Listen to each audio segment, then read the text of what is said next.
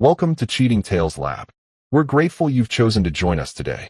Tell us, which part of the world are you watching from? Big city? Small town? Country? We'd love to know. Now, let's dive into today's story. Chapter 1. The Perfect Setup. Vincent Reeves wiped the sweat from his brow as he arranged the final touches on the backyard. The new pergola he'd built cast perfect afternoon shadows across the custom stone patio. 6 hours of preparation for his wife Diana's birthday barbecue, and everything was finally perfect. The steaks were marinating, the bar was stocked, and even the weather had cooperated. Vincent had always been meticulous. It was what made him excel as a conflict negotiator. His ability to anticipate needs, to read people, to create environments where everyone felt comfortable. Those same skills had helped him build his boutique security consulting firm from nothing to a 7-figure business in just 5 years. He checked his watch. Diana's father, Howard Pierce, would arrive first. The relationship had always been strained. Howard, old Boston money, had never approved of Vincent, the self-made man from nowhere special. Diana had married Vincent during his lean years, before the business took off, a fact Howard never let him forget. Vincent heard the distinctive rumble of Howard's vintage Bentley pulling into the driveway. He took a deep breath and plastered on his most accommodating smile. "Howard, glad you could make it," Vincent called out, extending his hand. Howard Pierce, tall and distinguished with silver hair, gave Vincent's hand a perfunctory shake. "Wouldn't miss my daughter's birthday. Place looks different since I was here last. Just finished the landscaping last month. Can I get you a drink? Scotch." "Neat." Howard surveyed the backyard with a practiced eye. "Diana's still not home. She's getting a massage. Birthday gift. Should be home any minute." Vincent busied himself at the bar while Howard wandered around the yard, inspecting the new landscaping with a critical eye. The doorbell rang, and Vincent excused himself to welcome Diana's friends from her tennis club. By the time Diana arrived, the party was in full swing. She entered the backyard in a flowing summer dress, her blonde hair freshly styled, and made a beeline for her father, who enveloped her in a hug. Vincent watched from the grill, noting how she barely acknowledged his presence with a perfunctory wave before moving to greet her friends. It had been like this for months now. The subtle distance, the vague excuses, the late nights at charity planning meetings. Vincent flipped the steaks on the grill, his face betraying nothing of his thoughts. As the afternoon progressed, Vincent noticed Diana and her father had disappeared. He found them standing by the koi pond, deep in conversation. They didn't notice him approaching until he was just a few feet away. "Still jumping through hoops like a trained dog, huh?" Howard's voice carried clearly in the evening air. Diana smirked and replied, "Of course, Dad. He's like a reliable doormat, always there to step on." They both laughed, and Vincent froze, just out of their sight behind the large ornamental shrub. "Got to hand it to you," Howard continued, swirling his scotch. "You picked a real provider. Not exactly the brightest bulb, though, is he? The best thing about him is that he doesn't even realize how pathetic he is," Diana said with another laugh. Vincent stepped around the shrub, his face expressionless. "Steaks are ready," he said quietly. Diana startled, a flash of guilt crossing her face before she recovered. "Perfect timing. We're starving." Vincent just smiled and said nothing, turning back toward the grill. Behind him, he heard Diana whisper something to her father, followed by more subdued laughter. As he plated the perfectly cooked steaks, Vincent's mind was elsewhere. The puzzle pieces were finally coming together. The late nights, the sudden interest in privacy, the unexplained weekend trips. He had suspected, but now he knew. A cold, hard clarity settled over him. Vincent served the food with a smile that didn't reach his eyes. He raised a toast to his wife, the perfect picture of a devoted husband, while inside, something had fundamentally changed. The smile he wore hid the first embers of a fire that would eventually consume everything. Chapter 2. Behind the Smile. On Monday morning, Vincent sat in his downtown office, staring at the wall of awards and certificates that testified to his professional success. 20 minutes had passed since he'd called Liam Bryant, but his mind kept replaying the conversation from the barbecue. His assistant buzzed. "Mr. Bryant is here to see you, sir." Vincent straightened his tie. "Send him in." Liam Bryant was a burly ex-cop who transitioned into private investigation. He'd helped Vincent vet potential business partners before, but this was different. "What can I do for you, Vince?" Liam asked, settling his frame into the chair across from Vincent's desk. I need surveillance on my wife. Vincent's voice was steady, clinical. If Liam was surprised, he didn't show it. You sure about this? Once you know, you can't unknow. I'm already sure. I need evidence. Liam nodded. All right. I'll need her schedule, routines, places she frequents. And I'll need to know who you suspect. Vincent slid a folder across the desk. Her weekly schedule. As for who, I have suspicions, but I want you to tell me. Don't look for anyone specific. Just follow her and report back. It took Liam only 3 days to confirm what Vincent had already suspected. The photographs were delivered in a plain manila envelope. Diana entering the Madison Hotel at 1:45 p.m. on Tuesday. Diana kissing a man in the hotel parking garage at 4:30 p.m. The man was Preston Walsh, Howard's business partner at Pierce and Walsh Development. 43 years old, divorced twice, known for his taste in expensive cars and younger women. Preston had been a fixture at Pierce family events for years. Vincent remembered how Preston had always looked at Diana with barely disguised hunger, even when Vincent was standing right there. Vincent didn't feel the rage he'd expected. Instead, a cold, calculated fury took hold. He spent the next week having Liam gather more evidence. Text messages, hotel receipts, more photographs. The affair had been going on for at least 6 months, possibly longer. Meanwhile, Vincent maintained the facade of normalcy at home. He smiled at Diana's excuses, nodded understandingly when she claimed another late meeting, and pretended not to notice when she came home smelling of unfamiliar cologne. I might have to go to Philadelphia next weekend for that development project, Diana mentioned casually over dinner one night. The Riverside project? Vincent asked, knowing full well that Preston was heading that development. Yes, Daddy says they're having issues with the contractors. He wants me to review the design elements. Vincent nodded.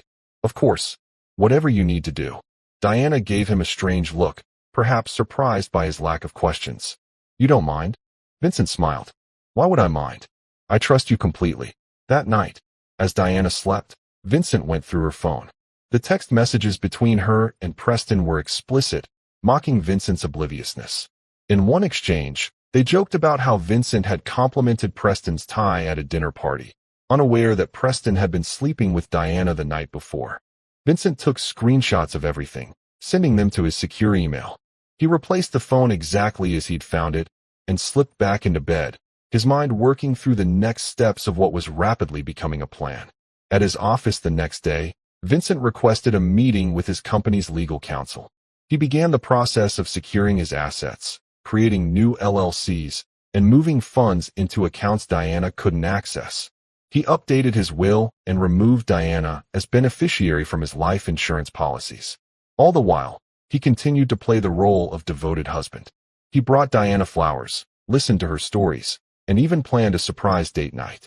If she noticed the subtle change in him, the way his smile never quite reached his eyes, the calculating look that sometimes crossed his face when she wasn't looking, she didn't mention it. Vincent was patient. He knew that the best revenge wouldn't be swift. It would be thorough, devastating, and completely unexpected, just like Diana's betrayal had been. Chapter 3. The Breaking Point. The moment of confrontation came on a rainy Thursday evening. Diana had texted that she was having dinner with the girls from her charity committee and would be home late. Vincent had known for days that she was actually meeting Preston at his lake house. Vincent sat in the darkened living room, a glass of bourbon in his hand, when Diana finally returned home just after midnight. Her makeup was slightly smudged, and she carried her heels in her hand as she tiptoed through the door. How was the lake house? Vincent asked quietly. Diana froze. What? Preston's lake house. Did you enjoy the view? He just renovated the master bedroom, didn't he? The color drained from Diana's face. Vincent, I can explain. Can you? Can you explain these? Vincent placed his iPad on the coffee table, swiping through dozens of photographs. Diana and Preston entering hotels, embracing in his car, having dinner in restaurants 2 towns over. You had me followed? Diana's shock transformed into indignation. How dare you invade my privacy? Vincent laughed, a hollow sound devoid of humor. Your privacy? That's what concerns you right now. It's not what you think, Diana stammered, shifting strategies. Preston and I, it's just physical. It doesn't mean anything. And that's supposed to make me feel better? That you're betraying me for meaningless sex. You're never here emotionally. You're always working, always planning, always so damn perfect. Do you know how suffocating that is? Vincent stood up. So this is my fault. I built a life for us, gave you everything you wanted, and that's my crime. You don't understand. I understand perfectly. You and your father have always thought I was beneath you. The reliable doormat, wasn't it? The man who doesn't even realize how pathetic he is? Diana paled. You heard that? Vincent, I didn't mean. Yes, you did. Vincent's voice was deadly calm. You meant every word. And so did your father. And Preston probably laughs about it too, doesn't he? The three of you, laughing at the fool who keeps jumping through hoops. Diana began to cry, the tears smearing her mascara. Please, Vincent, we can work through this. I'll end it with Preston. I'll go to counseling. Anything you want. Vincent studied her with detached curiosity. That's the thing, Diana. I don't want anything from you anymore. He walked to the door and picked up a suitcase that had been sitting by the entrance. I'll be staying elsewhere for a while. You have until the end of the month to decide what you want to do about living arrangements. You're leaving me? Diana's voice rose in panic. You can't do that. Where will you go? What about our life together? Vincent turned to her, his eyes cold. Our life together was a lie. As for where I'm going, that's no longer your concern. As he walked out the door, Diana called after him. This is ridiculous. You'll be back. You always come back. You need me. Vincent didn't respond. In the car, he turned off his phone, knowing it would soon be flooded with messages and calls. He had already prepared his next moves carefully. Diana, Preston, and Howard had no idea what was coming. The man they had underestimated for so long was about to show them exactly who he really was. And Vincent Reeves never forgave a betrayal. Chapter 4. Gathering the Pieces. Vincent's temporary residence was a luxury condo he'd purchased through one of his shell companies 6 months earlier, when he'd first suspected Diana's infidelity. The building offered privacy, security, and most importantly, anonymity. None of Diana's social circle would think to look for him here. On his first morning away from the house, Vincent woke at 5 a.m., as was his habit. He brewed a cup of coffee and sat at the pristine kitchen counter, scrolling through the 27 missed calls and 43 text messages from Diana. They ranged from angry, "How dare you walk out on me?" to pleading, "Please come home, we can fix this," to manipulative, "I'll tell everyone you abandoned me." Vincent read them all with clinical detachment before switching to another phone, one Diana didn't know existed. He placed a call. "It's early, Vince," Liam's gruff voice answered. "I need more," Vincent said without preamble. "Everything on Preston Walsh. Financial records, personal habits, vices, weaknesses. And I want Howard Pierce's file expanded. I need leverage. This isn't just about divorce evidence anymore, is it? No, it's about justice." After ending the call, Vincent opened his laptop and began organizing what he already knew. Preston Walsh, arrogant, womanizing, but insecure about his standing compared to Howard. Heavy gambler. Multiple affairs, often with the wives of business associates. Reputation for cutting corners on building projects. Howard Pierce. Old money, connected, ruthless in business. Had crushed competitors without remorse, including former friends. Obsessed with his legacy and social standing. Believed his daughter had married beneath her station. Diana Pierce Reeves. Spoiled, duplicitous, materialistic. Enjoyed the wealth Vincent provided while secretly despising its source. Craved her father's approval above all else. Vincent closed the laptop and stared out the window at the city skyline. His military training before entering private security had taught him that the key to winning any battle was to know your enemy better than they knew themselves. These three had shown him exactly who they were. Now he would use that knowledge against them. Over the next 2 weeks, Vincent assembled his arsenal. Liam delivered thick files on Preston and Howard, revealing vulnerabilities Vincent hadn't expected. Preston was leveraged to the hilt, having borrowed heavily to maintain his lavish lifestyle and impress Howard. Howard, despite his outward success, was facing a cash flow crisis in several key properties. Most interestingly, Preston had been skimming from the joint ventures with Howard, siphoning funds through a shell company. Howard remained unaware, his trust in Preston based on their 30-year friendship and business partnership. Vincent also discovered Diana had her own secrets. She'd been funneling money from their joint accounts into a private account for years. money she'd often used to help Preston cover gambling debts. She was as much his financial patron as his lover. Then there was the Riverside project in Philadelphia, Howard and Preston's largest development to date. Vincent spent thousands on specialized due diligence, discovering the project was built on fraudulent permits and substandard materials. If exposed, it would ruin them both financially and criminally. Vincent contacted Morgan Reed, an attractive business associate from his past, who owed him a favor. She agreed to help without asking questions. Next, he reached out to Dominic Alvarez, a well-connected journalist who specialized in exposing corporate and political corruption. Finally, Vincent visited Theo Price, his friend from Special Forces who now worked in digital security. "I need to create a honeypot," Vincent explained.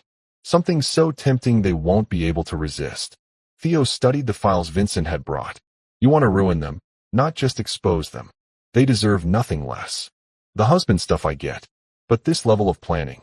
This is darker than your usual style, Vince." Vincent's expression didn't change. People change. "These three crossed the wrong man," Theo said, not a question but a statement. "Yes," Vincent replied simply. "They did." By the end of the month, Vincent had established the framework for his revenge. Now it was time to let his targets feel the first tremors of the earthquake he was about to unleash. Chapter 5. First Moves.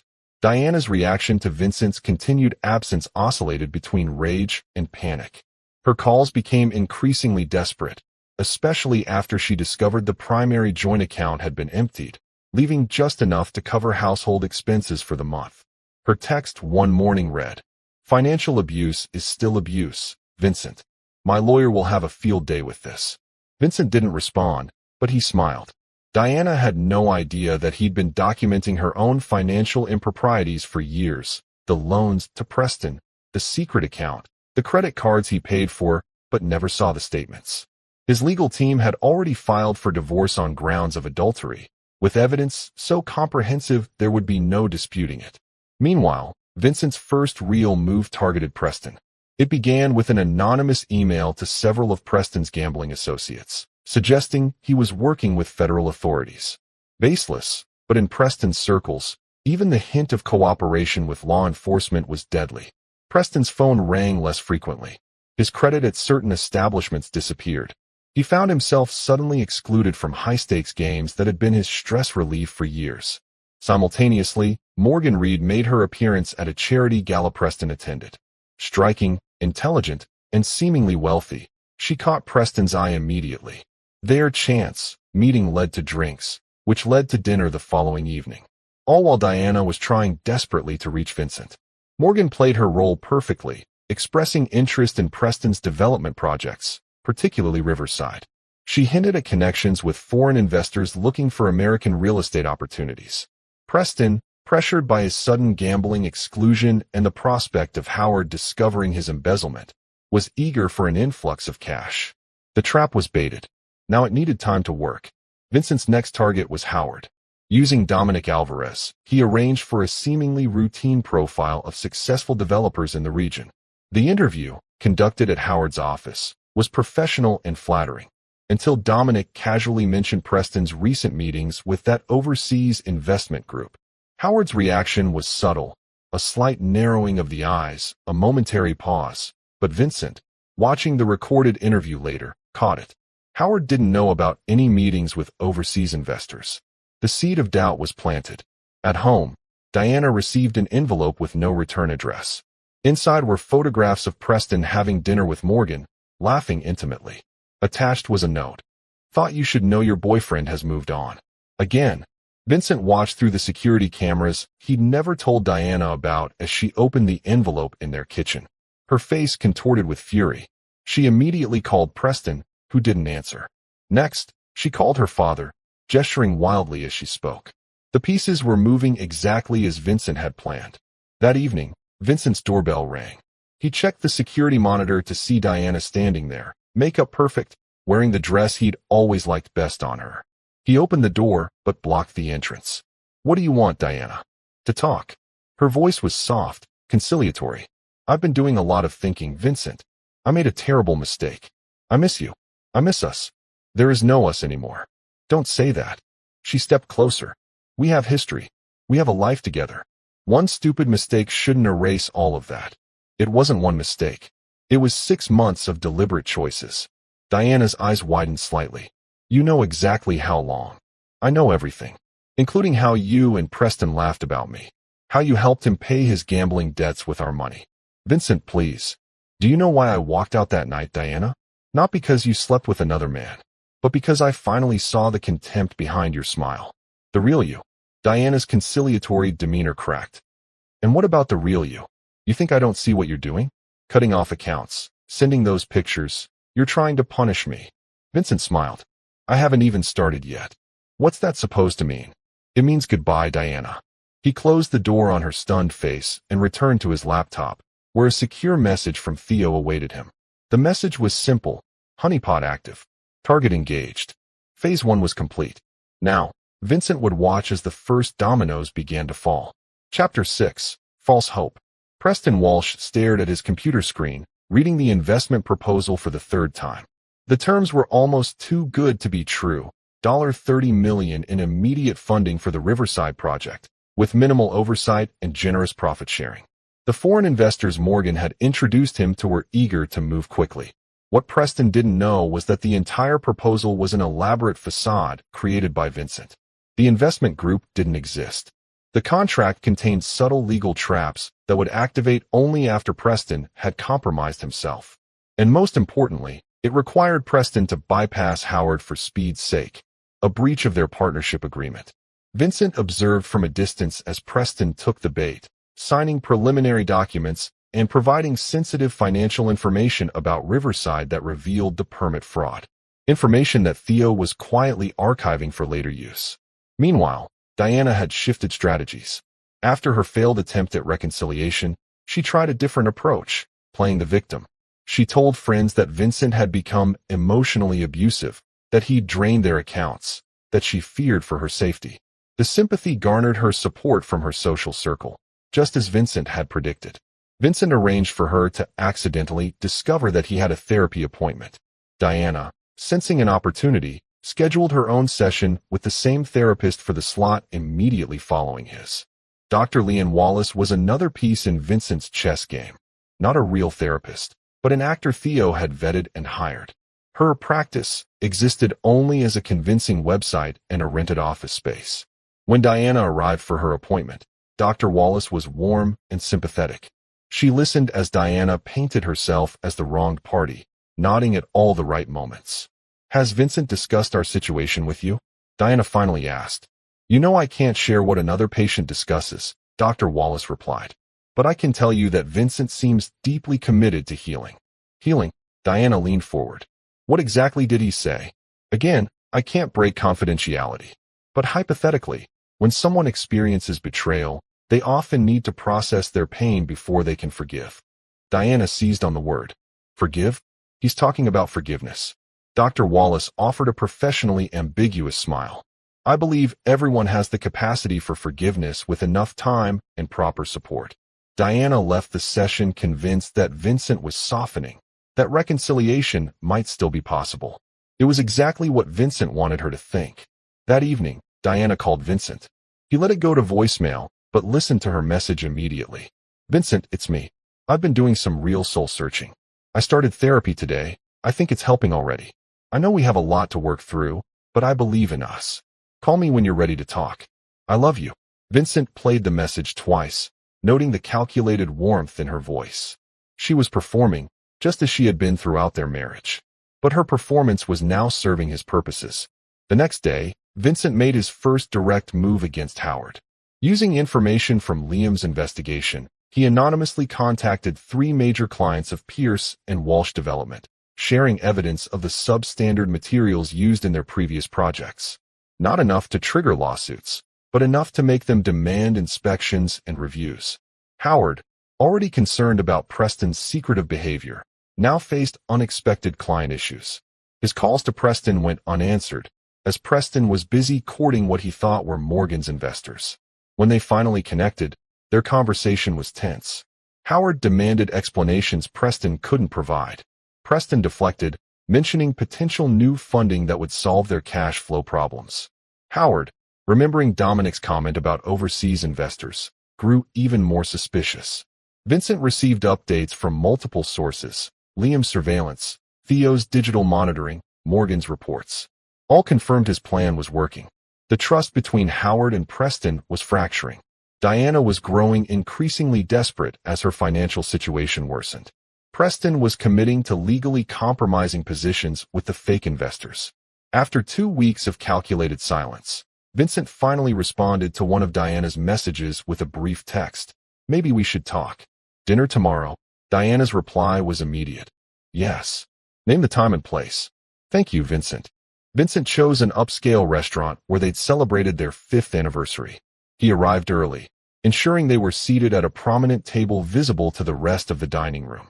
Diana entered wearing a conservative black dress, her appearance carefully calibrated to project contrition. Her smile upon seeing Vincent seemed genuine, until he noted the calculated assessment in her eyes as she gauged his receptiveness. "You look well," she said, reaching for his hand across the table.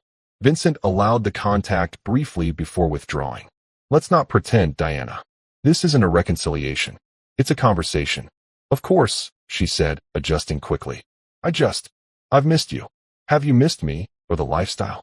Diana flinched. "That's not fair, isn't it? You've been calling my office daily, asking about account access." "Because I need to pay bills, Vincent. I'm not trying to take advantage." Vincent nodded, as if considering this. "I'm wondering what exactly you want from me now." "Another chance," Diana said, her eyes glistening with what appeared to be tears. "We built a life together. I made a terrible mistake, but I want to make it right. And Preston, over. Completely. I haven't spoken to him in weeks." Vincent knew this was a lie. Liam had documented 3 meetings between Diana and Preston in the past 10 days. But he simply nodded again. "I'm willing to consider counseling," Vincent said, watching hope bloom in Diana's eyes. "Real counseling, not just conversations. It would take time, Diana, and complete transparency from you." "Anything," she agreed quickly. "I'll do whatever it takes." "Including a post-nuptial agreement?" Diana hesitated for just a moment. "If that's what you need to feel secure, yes. I'll have my lawyer draft something." Vincent signaled for the check. "We can meet next week to discuss details." As they parted outside the restaurant, Diana leaned in to kiss him. Vincent turned slightly, so her lips landed on his cheek instead. "One step at a time," he said quietly. Diana nodded, squeezing his arm. "Thank you for giving us another chance." Vincent watched her walk to her car, her posture relaxed for the first time in weeks. She believed she was winning him back, that his assets would soon be accessible again, that the life she'd grown accustomed to was within reach. She had no idea she was walking directly into his trap. Chapter 7. The Trap Springs. The annual Chamber of Commerce Gala was the social event of the season. Everyone who mattered in the business community would be there, including Howard Pierce and Preston Walsh, who were being honored for their contributions to urban development. Vincent attended alone, having told Diana he had a conflict but would try to join later.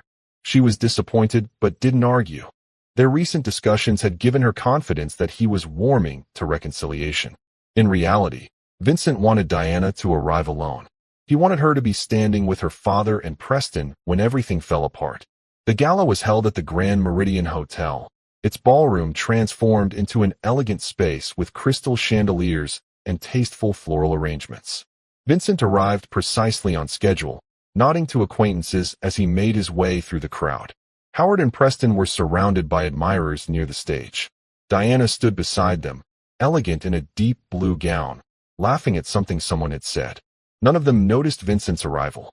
Morgan Reed entered shortly after, drawing appreciative glances in her striking red dress. She positioned herself near Preston, waiting for the right moment to catch his eye. Vincent circulated, speaking briefly with key business and community leaders he'd specifically invited. Dominic Alvarez was there too, press credentials visible, notebook in hand. At precisely 8:30 p.m., Vincent checked his phone and nodded to Theo, who stood by the audiovisual controls. The lights dimmed slightly, and the chamber president approached the podium. "Ladies and gentlemen, before we present tonight's honors, we have a special presentation from one of our platinum sponsors." The large screens around the ballroom came to life with the logo of Vincent's company. A murmur of surprise rippled through the crowd. Vincent walked confidently to the podium. Thank you for that introduction. Tonight is about honoring excellence in our business community, which is why I feel compelled to share some information relevant to this gathering. Howard frowned, shooting a questioning look at Diana, who appeared equally confused. Integrity in business is paramount, Vincent continued. So when I discovered significant ethical breaches affecting our community, I felt obligated to bring them to light. The screens changed to show documentation of the Riverside project, the fraudulent permits, the substandard materials, the safety violations. The Riverside development, flagship project of Pierce and Walsh, has cut corners that put future residents at risk. These documents, which I've shared with state regulators and the district attorney's office, reveal a pattern of fraud that extends beyond this single project. The ballroom erupted in shocked whispers. Howard's face flushed dark red. Preston stood frozen, his champagne glass halfway to his lips. Additionally, Vincent continued calmly. Financial records indicate that over $3.7 million has been embezzled from Pierce and Walsh by a senior partner, funneled through shell companies to cover personal gambling debts. Now the screens showed bank transfers, highlighted in red, from Preston's shell company. Howard turned to Preston, his expression murderous. Vincent wasn't finished. But perhaps most disturbing is how this fraud was funded and concealed. The screens changed again, showing photographs of Diana with Preston at hotels, restaurants, and his lake house. Timestamps indicated meetings spanning months. Funds from my own accounts, transferred by my wife to support both this relationship and the financial cover-up. Diana stood paralyzed, her face ashen as her infidelity was exposed to the entire business community. Howard stepped away from her, physically distancing himself from the scandal. I've provided full documentation to the authorities, Vincent concluded. I believe in accountability, even when it's personally painful. Thank you for your attention. He stepped away from the podium amid stunned silence. Then the room erupted in chaos. Reporters, including Dominic, surged toward Howard and Preston. Business associates backed away from them as if they were contagious. Diana stood alone, abandoned by both her father and her lover as they began shouting accusations at each other. Vincent walked calmly through the crowd toward the exit. Diana broke free from the chaos and intercepted him, grabbing his arm with desperate strength. "What have you done?" she hissed, her voice breaking. "You've destroyed everything." "No, Diana," Vincent replied coldly. "You did that the moment you decided I was a doormat to be stepped on. This is insane. You can't prove any of this. I already have. The DA has everything. So do the banking regulators and the building inspectors." Diana's grip loosened as the reality sank in. "Vincent, please. We can still fix this. I love you." Vincent looked at her with pity. "No, Diana. You love what I provided. There's a difference." He gently removed her hand from his arm and walked away, leaving her standing alone as reporters began to notice her. The last thing Vincent heard as he exited was Diana's voice rising in panic as cameras turned in her direction. Outside, Theo was waiting in the car. "How did it go?" "Exactly as planned," Vincent replied, loosening his tie. "Phase 1 complete. And Phase 2. Vincent checked his watch. "Should be starting right about now." Across town, search warrants were being executed at the offices of Pierce and Walsh Development, at Preston's home, and at the house Vincent had shared with Diana. Everything was falling apart for them, just as they had tried to destroy him. And Vincent was just getting started. Chapter 8. Desperate Measures. 3 weeks after the gala, Vincent sat in his office reviewing the fallout. The scandal had dominated local business news, with Dominic Alvarez's comprehensive exposé leading the coverage. Pierce and Walsh Development was under investigation by multiple agencies. The Riverside project had been shut down indefinitely. Howard and Preston were facing potential criminal charges for fraud and permit violations. Diana had fled to a friend's beach house after being hounded by reporters. Her social standing had collapsed overnight. The women who had once been her closest friends now avoided her calls, unwilling to be associated with the scandal. Vincent's phone buzzed with a notification, Diana's latest voicemail. He played it on speaker. "Vincent, please. This has gone too far. They're freezing all the accounts. My credit cards aren't working. I can't even pay for groceries. Call me back. We need to talk about this. I know you're angry, but this is cruel." It was the 7th message that day, each more desperate than the last. Vincent saved it with the others, adding it to the file his lawyer was maintaining for the divorce proceedings. His intercom buzzed. "Mr. Reeves, there's a Mr. Pierce here to see you. He doesn't have an appointment." Vincent raised an eyebrow in surprise. "Send him in." Howard Pierce looked like a shadow of his former self as he entered Vincent's office. His tailored suit hung loosely on his frame, and deep circles shadowed his eyes. The arrogance that had defined him was gone, replaced by a wary desperation. "Vincent," he acknowledged stiffly. "Howard, this is unexpected." Howard remained standing, too agitated to sit. "I want to know why. Why go to these lengths? If it was about Diana, a divorce would have sufficed. Why destroy my company? My reputation?" Vincent leaned back in his chair. "Do you remember the barbecue at my house? What you said about me?" Howard frowned. "What are you talking about? You call me a trained dog. A doormat. You and Diana laughed about how pathetic I was while I stood just a few feet away, cooking steaks for you both." A flicker of recognition crossed Howard's face. "That was just talk." "No, Howard. That was a glimpse of the truth. You never respected me. You treated me with contempt while happily taking advantage of my hospitality. You encouraged your daughter to betray me.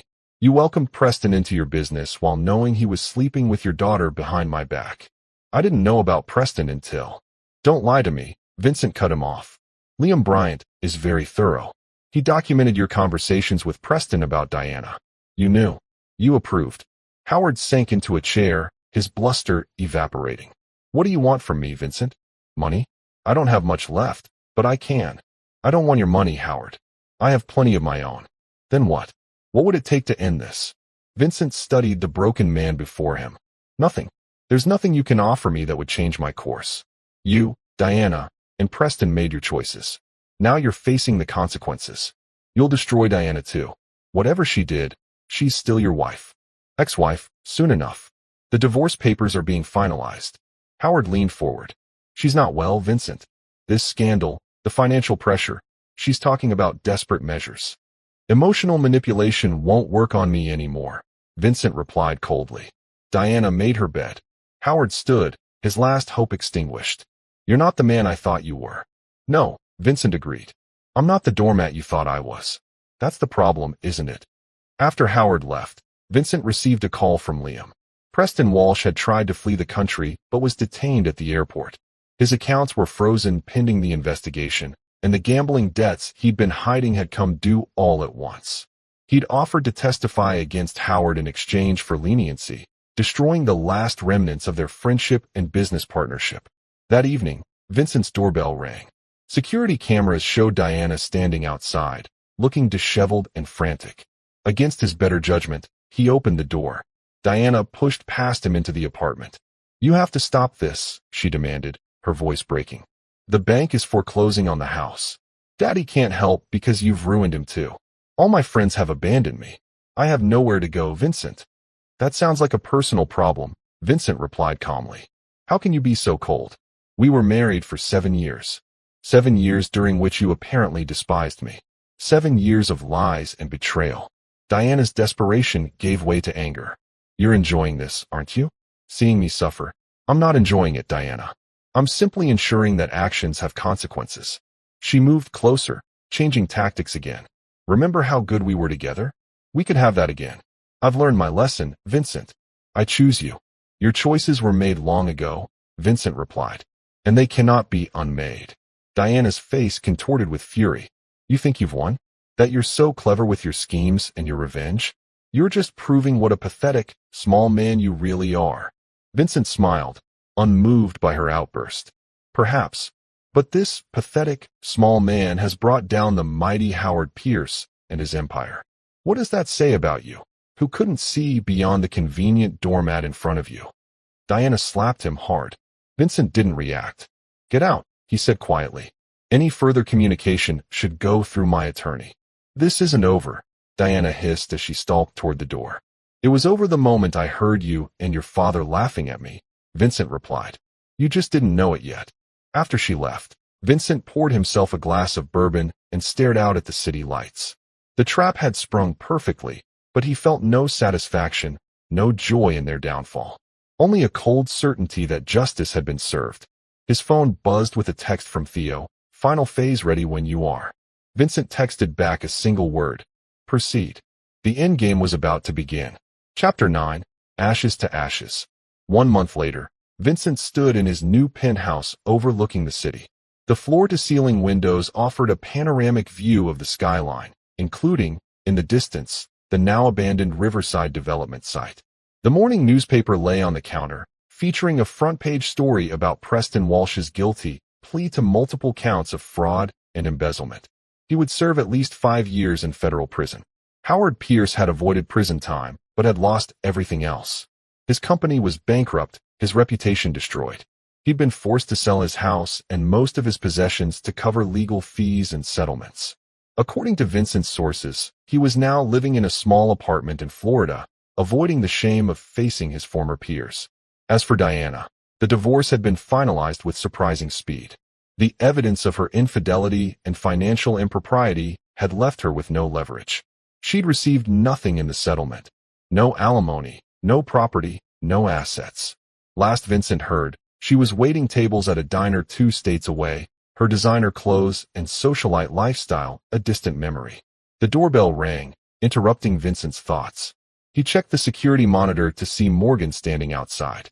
"All set?" he asked as he let her in. "Everything's in place," she confirmed. "They'll all be there tonight." "Good." Vincent handed her an envelope. "As promised. Plus a bonus." Morgan smiled as she peeked inside at the check. "You're generous. Even when you're being ruthless. I believe in paying properly for services rendered. Are you sure about tonight? It's not too late to change your mind." Vincent shook his head. "They need to understand it's truly over. No chance of redemption. No possibility of forgiveness." That evening, Vincent arrived at the Sanctuary, an exclusive club known for its privacy and discretion.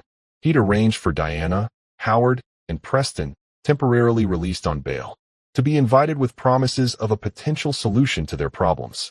Each had been told a different story, ensuring they would all attend without knowing the others would be present. The private room Vincent had reserved was elegant but minimalist. A single table with 4 chairs, soft lighting, no windows. He sat waiting, a folder placed precisely in front of each chair. Diana arrived first, her appearance a shadow of her former polished self. She stopped short upon seeing Vincent. "You?" she said, confusion evident. "The message said a lawyer wanted to discuss my settlement appeal." "Sit down, Diana," Vincent said calmly. She hesitated, then complied, eyeing the folder in front of her without touching it. Howard appeared next, his shock at seeing both Vincent and Diana clear on his face. "What is this?" "Take a seat, Howard." Vincent gestured to another chair. Preston was the last to arrive, escorted by a club employee. He froze in the doorway when he saw the gathering, his face paling. "I was told my attorney arranged a meeting about my plea deal." "That was a necessary fiction," Vincent replied. "Please join us, Preston. This won't take long." Reluctantly, Preston took the remaining seat, as far from Howard as possible. The tension in the room was palpable, a mixture of fear, anger, and confusion. "Why are we here?" Diana finally asked. "Haven't you done enough?" "I wanted to give you all the courtesy of a proper conclusion," Vincent said. "A chance to understand exactly how and why your lives fell apart." He gestured to the folders. "Inside, you'll each find documentation of your specific roles in this saga. Diana, yours contains evidence of your contempt for me throughout our marriage, including text messages to friends mocking me while simultaneously spending my money. Howard, yours details your manipulation of Diana to maintain control over her and, by extension, access to my business connections.